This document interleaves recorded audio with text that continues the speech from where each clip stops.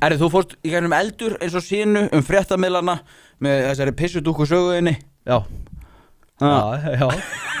Herri, ég ákvaði að segja þetta bara eins og þetta var. Já. Ég var ekkert að skafa af þessu.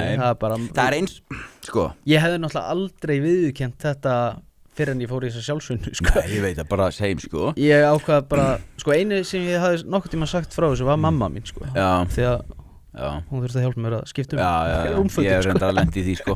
Mamma þurfa að skipta hjá kallinum. Þetta var svo neyðalegt, sko. Mamma, ég held að hafa verið eitthvað slys. Bara 19 ára, sko. Hræðilegt, sko. Ég hef nefnilega lent inn sníði, sko. Að ég var með ælupest. Já.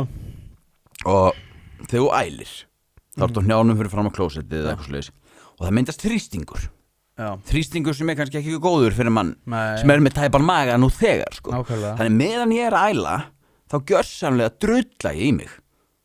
Af því það er svo mikið þrýstingur. Upp og niður. Já. Og þarna mætti ég, sko, ég sagði akkurat þetta: mamma, ég kúka í mig. Það er að fara í sturtu. Þá fór ég bara í sturtu í nærbuxunum og þetta bara skóla allt og það er hæðilegt, sko. Það er ekki gott, sko. Ég lendi maður lendir alltaf í öllu. Alltaf að lenda. Sko, þá fór ég eitthvað bjórkvöld. Ég var að drekka fullt af áfengistegundum. Já. Þú veist bara Nei, það var að brísir og ég með víking. Nei. Svo ekki sopa gulli.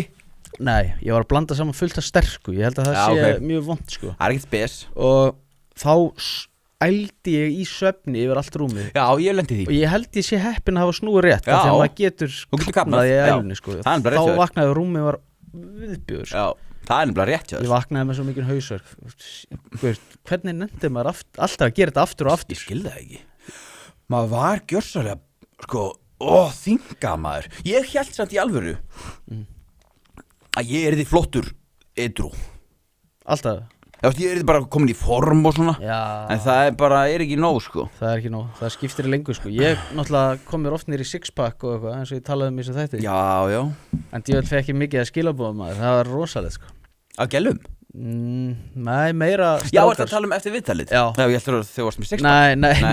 Það var ekkert að frétta þá? Nei, mjög lítið. Ég fekk mikið að skilabóðum og fallegum orðum, sko. Maður verður alveg svona smá meira að heyra þetta hjálpar einhverjum, sko. Ef þú vilt horfa allan þáttinn, farðu inn á broadcast.is. Það er áskrift.